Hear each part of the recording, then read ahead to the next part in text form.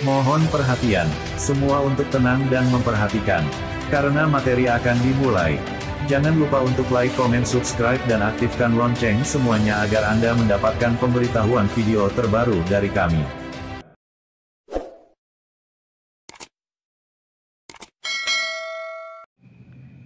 Assalamualaikum warahmatullahi wabarakatuh. Selamat datang di video pembelajaran Mapel IPA kelas 9 di SMP Nurul Islam Tanah Baya. Marilah kita mulai pembelajaran hari ini dengan bacaan basmalah. Bismillahirrahmanirrahim. Tujuan pada pembelajaran hari ini yaitu agar kalian dapat memahami cara-cara berkembang biak pada hewan, baik hewan avertebrata maupun hewan vertebrata. Perkembangbiakan pada hewan. Bagaimana sih cara berkembang biak pada hewan? Untuk hewan avertebrata atau hewan tidak bertulang belakang, berkembang biak dengan cara yang pertama yaitu dengan tunas. Terjadi pada hidra contohnya. Kemudian terjadi pada porifera atau hewan berpori. Dan juga terjadi pada colelentrata atau hewan berongga. Cara yang kedua yaitu fragmentasi. Terjadi melalui dua tahap. Tahap yang pertama yaitu fragmentasi melalui pematahan atau pemotongan tubuh induk menjadi beberapa bagian. Kemudian untuk tahap yang kedua regenerasi, yaitu setiap potong tubuh tersebut akan membentuk individu baru yang lengkap. Hewan yang mengalami fragmentasi diantaranya yaitu planaria. Di sini terjadi fragmentasi atau pemotongan tubuh induk pada planaria. Tentukan apa yang terjadi pada planaria yang dipotong dengan tubuh induk seperti pada gambar di atas. Di sini saya jelaskan dari gambar 1 sampai gambar 4. Untuk gambar pertama, planaria dipotong secara horizontal. Maka planaria akan menjadi 2 individu baru. Cara yang kedua, gambar yang kedua dipotong secara vertikal. Maka planaria akan menjadi 2 individu baru. Kemudian yang ketiga, planaria dipotong secara vertikal pada bagian kepala. Maka akan membentuk 1 individu baru, tapi dengan 2 kepala. Cara yang ketiga yaitu dengan cara pemotongan pada bagian ekor. Nanti sama akan membentuk 1 individu baru dengan 2 ekor. Nanti kalian tentukan untuk gambar kelima, 6, dan 7. Cara yang ketiga yaitu partenogenesis, di mana partenogenesis adalah perkembangan sel kelamin suatu organisme tanpa fertilisasi. Partenogenesis itu contohnya terjadi pada lebah, yaitu lebah ratu menghasilkan ovum, kemudian ovumnya yang dibuahi akan tumbuh menjadi lebah jantan dan lebah ratu dan bersifat steril. Sedangkan ovum yang tidak dibuahi akan tumbuh menjadi lebah pekerja, baik jantan maupun betina. Untuk lebah jantan bersifat fertil. Di sini ada gambar partenogenesis dari lebah ratu dan lebah jantan. Kemudian jenis-jenis lebah madu itu ada 3, yaitu lebah pekerja, lebah jantan, dan lebah ratu.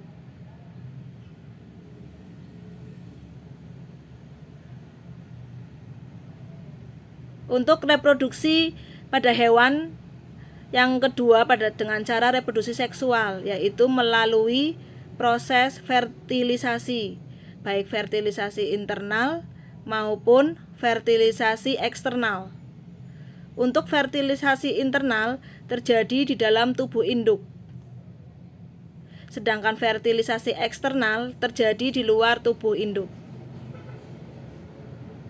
Untuk reproduksi seksual dibagi menjadi 3, yaitu vivipar, ovipar, dan ovovivipar. untuk vivipar yaitu dengan cara melahirkan, yaitu fertilisasi dan perkembangan embrio secara internal. Embrio akan berkembang menjadi janin dan akan lahir saat umur yang sudah mencukupi. Kemudian nutrisi embrio berasal dari induk seperti plasenta dan kelenjar mamae. Di sini ada beberapa hewan yang berkembang biak dengan cara vivipar atau melahirkan.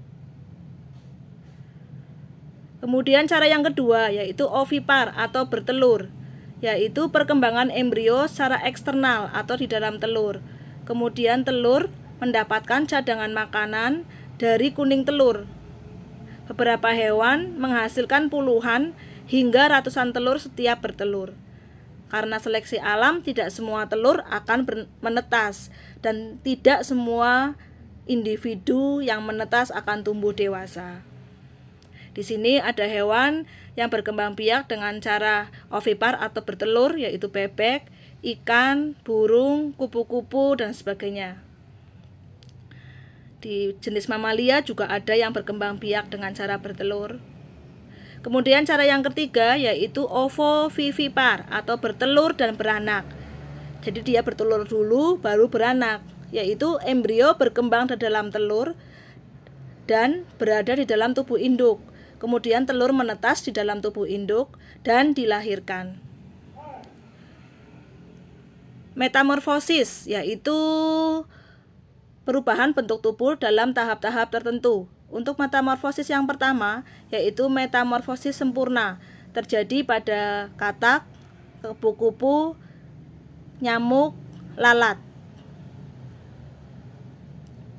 Untuk metamorfosis pada katak dari telur menjadi kecebong, menjadi berudu, menjadi katak muda, menjadi katak dewasa.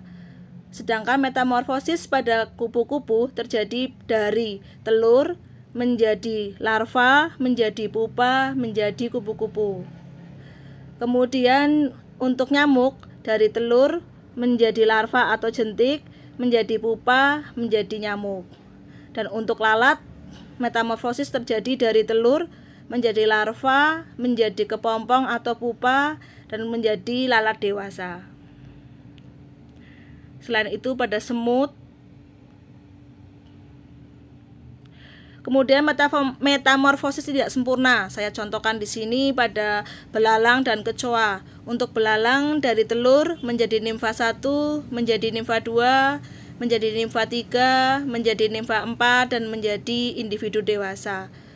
Sedangkan untuk pada kecoa dari telur menjadi nimfa 1, menjadi nimfa 2, menjadi dewasa 1, menjadi dewasa 2. Untuk teknologi reproduksi pada hewan, di sini dengan cara inseminasi buatan atau kawin suntik, yaitu proses memasukkan cairan sperma dari induk dan jantan yang unggul ke dalam saluran reproduksi betina dengan bantuan manusia, yaitu menggunakan alat seperti suntikan.